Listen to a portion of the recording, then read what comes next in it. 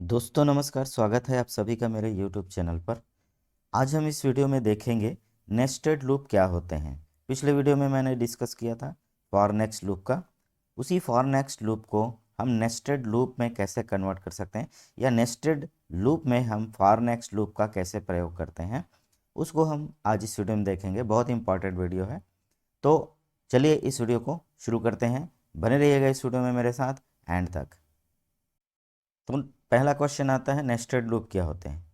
जब एक लूप के भीतर कोई दूसरा लूप इस्तेमाल किया जाता है तो उसको हम नेस्टेड लूप कहते हैं। यानी एक लूप के भीतर कोई दूसरा लूप, दूसरे लूप के भीतर तीसरा लूप, आपको जितने लूप की ज़रूरत है एक के अंदर एक आप लगाते चले जाते हैं, इसको हम नेस्टेड लूप कहते हैं। ठीक है, जैसे एक कोई फॉर लूप आपने यूज़ किया, उसके बाद उस फॉर लूप के अंदर कोई दूसरा फॉर लूप आपने यूज़ किया, फिर दूसरे फॉर लूप के अंदर तीसरा फॉर लूप यूज़ किया, तो इस तरह से हम नेस्टेड लूप बना सकते हैं। एक ग्राफिक्स के माध्यम से मैं आपको बताना चाहूँगा। जैसे ये दो ट्रैक मैंने बना रखे हैं, बाहर का ट्रैक नीले कलर का है और अंदर का ट्रैक येलो कलर का है। यहाँ पर दो व्यक्ति चल रहे हैं दोनों ट्रैक पर। तो यहाँ पर देखिए, जो बाहर वाला जो ट्रैक है वो आउटर लूप कहलाएगा और ये जो भीतर वाला ट्रैक है ये इनर लूप कहलाएगा। मान लो हम इनर लूप को 10 बार चलाना चाहते हैं और आउटर लूप को हम 5 बार चलाना चाहते हैं। ठीक है, तो ये चलेगा कैसे? जब ये आउटर लूप वाला व्यक्ति यहाँ से यहाँ तक एक राउंड कंप्लीट करेगा तो अंदर वाला जो व्यक्ति है वो 10 राउंड कंप्लीट कर लेगा। यानी जब इनर लूप 10 बार चलेगा, क्योंकि हम इसको 10 बार ही चलाना चाहते हैं, तो ये 10 बार पूरा कंप्लीट करेगा, तब आउटर लूप एक बार कंप्लीट होगा। जब ये आउटर लूप एक बार कंप्लीट हो जाएगा फिर ये दूसरे राउंड के लिए चलेगा, दूसरा वाला राउंड के लिए आउटर लूप, तो फिर से ये 10 बार कंप्लीट करेगा। अंदर वाला लूप जो है 10 बार कंप्लीट करेगा। जब ये पूरा 10 बार कंप्लीट कर लेगा तो ये अपना दूसरा राउंड कंप्लीट करेगा आउटर वाला। फिर जब ये आउटर वाला यहाँ से शुरू होगा तीसरे राउंड के लिए, तो फिर ये अंदर वाला जो लूप है, अंदर वाला जो व्यक्ति है, वो फिर से 10 राउंड अपना कंप्लीट कर लेगा। ठीक है, तो यहाँ पे जब ये तीसरा राउंड कंप्लीट करेगा आउटर वाला, तो अंदर वाला जो व्यक्ति है वो अपना 10 राउंड कंप्लीट कर लेगा। यानी ये आउटर लूप एक बार जब कंप्लीट करता है तो इनर लूप अपना पूरा राउंड, आप उसको 10 बार चला रहे हैं, 20 बार चला रहे हैं, तो पूरा राउंड घूम लेता है। ठीक है, तो इसी को बोलते हैं नेस्टेड लूप। ठीक है, तो इस तरह इसको मान लो हम बाहरी लूप को 10 बार चलाना चाहते हैं और भीतर वाले लूप को 10 बार चलाना चाहते हैं, तो आउटर लूप जब 10 बार कंप्लीट हो जाएगा तो तब तक जो है इनर लूप 100 बार कंप्लीट होगा। ये एक बार चलेगा तो ये 10 बार चलेगा, फिर ये दूसरा बार चलेगा तो ये तब तक 20 राउंड अपना कंप्लीट कर लेगा। ठीक है, तो इस तरह से लूप चलते हैं। एक और एग्जाम्पल, सबसे बढ़िया एग्जाम्पल मैं आपको देना चाहता हूँ। ये हमारी पृथ्वी है और ये सूर्य है। सबको पता है कि पृथ्वी सूर्य का चक्कर लगाती है और पृथ्वी सूर्य का चक्कर लगाने के साथ साथ अपनी ही धुरी पर भी घूमती है। इसको अपनी ही धुरी पर पूरा एक राउंड घूमने के लिए 24 आवर्स लगते हैं और सूर्य का एक राउंड कंप्लीट करने के लिए 365 डेज लगते हैं। ठीक है, यानी ये एक दिन में अपनी धुरी पर एक राउंड कंप्लीट करती है पृथ्वी, और सूर्य का एक चक्कर वो 365 दिन में कंप्लीट करती है। ठीक है, तो ये जो पृथ्वी जो है सूर्य का चक्कर लगा रही है ये आउटर लूप कहलाएगा, और ये अपनी धुरी पर जो चक्कर लगा रही है ये इनर लूप कहलाएगा। ठीक है, तो इस तरह से आप इनर लूप और आउटर लूप को समझ सकते हैं। ठीक है, आई होप आपको ये कॉन्सेप्ट समझ में आया होगा। अब हम इसको कोड में देखते हैं। कोड में देखने से पहले हम इसका एक सिंटेक्स देख लेते हैं। तो यहाँ पर देखिए ये आउटर लूप है। फॉर यहाँ पर वेरिएबल एक्स, कोई भी एक्स के अलावा कोई भी नाम दे सकते हैं आप इस वेरिएबल का। यहाँ पर एक वेरिएबल होगा आउटर लूप के लिए, उसका स्टार्टिंग वैल्यू जो भी हम स्टार्ट करना चाहते हैं उसका वैल्यू वो होगा। 2 कीवर्ड है और यहाँ पर एक एंड वैल्यू होगा। ठीक है, उसके बाद स्टेप लिखेंगे, ये कीवर्ड है, और जितने स्टेप पर हम चलाना चाहते हैं इस लूप को यहाँ पर स्टेप वैल्यू दे देंगे। ठीक है, यहाँ पर एक दूसरा लूप चला रहे हैं जो कि इनर लूप है, यहाँ पर हमने वेरिएबल लिया है y, और y का ये स्टार्टिंग वैल्यू है, यहाँ पर 2 लिखेंगे और इसका y का एंड वैल्यू देंगे, स्टेप कीवर्ड है, और इसके बाद इसका स्टेप लिखेंगे। और यहाँ पर ये देखिए स्टेटमेंट है, ठीक है, जितना स्टेटमेंट हम देना चाहें दे सकते हैं। यहाँ पर y वेरिएबल को हम यहाँ पर स्टॉप कर रहे हैं, फॉर लूप को, इनर फॉर लूप को, इसको हम यहाँ पर स्टॉप कर रहे हैं, ये देखिए, ठीक है। और यहाँ पर आउटर लूप को हम स्टॉप कर रहे हैं, ठीक है। तो इस तरह से इसका सिंटैक्स बनता है। अब इसको कोड में कैसे इस्तेमाल करते हैं ये हम देखते हैं। यहाँ पर देखिए एक मॉड्यूल 1 मैंने लिया हुआ है, ठीक है। ये ऑप्शन एक्सप्लिसिट है, कोई ऐसे वेरिएबल्स को स्ट्रिक्ट करने के लिए जिसको हमने डिक्लेयर नहीं किया हुआ। यहाँ पर जितने भी वेरिएबल्स आप इस्तेमाल करना चाहेंगे उसको पहले डिक्लेयर करना होता है, नहीं तो सिंटैक्स एरर आएगा, ठीक है। यहाँ पर ये सब रूटीन का नाम है नेस्टेड लूप, और यहाँ पर देखिए सबसे पहले मैंने 4 वेरिएबल्स डिक्लेयर किए हुए हैं, और यहाँ पर कॉलम 1 जो कि एक इंटीजर वेरिएबल है उसको मैंने इनिशियलाइज किया हुआ है 1 से।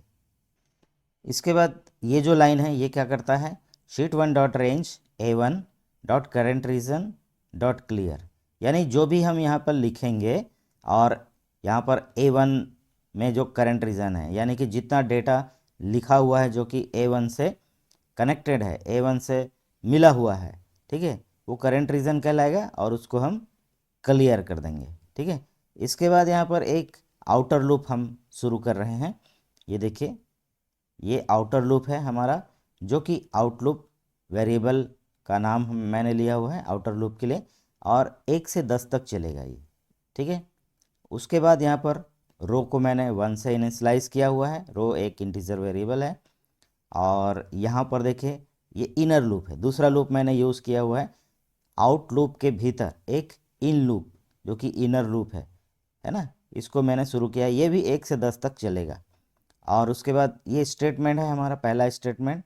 तो पहला स्टेटमेंट में क्या हमने लिया है, शीट 1 डॉट सेल्स, शीट 1 के इस सेल पर, यहाँ पर सेल कैसे एड्रेस दिया है मैंने सेल का, तो रो, ये जो रो का वैल्यू है वो, और यहाँ पर कॉलम, तो यहाँ पर ये कॉलम का वैल्यू, ये कॉलम का वैल्यू जो है ये कॉल वेरिएबल मैंने लिया है उसके हिसाब से चलेगा, और रो का वैल्यू यहाँ पर जो रो वेरिएबल लिया हुआ है उसके हिसाब से चलेगा, ठीक है। इक्वल टू, यानी कि इस सेल पर हम क्या देना चाहते हैं, तो इनर लूप और आउटर लूप, ठीक है, इसको हम मल्टीप्लाई करना चाहते हैं, और मल्टीप्लाई करने के बाद जो भी वैल्यू आएगा इस सेल में आ जाएगा। उसके बाद हम क्या करेंगे, इनर लूप में rho equal to row plus 1, रो में एक एक बढ़ाते जाएंगे, ठीक है।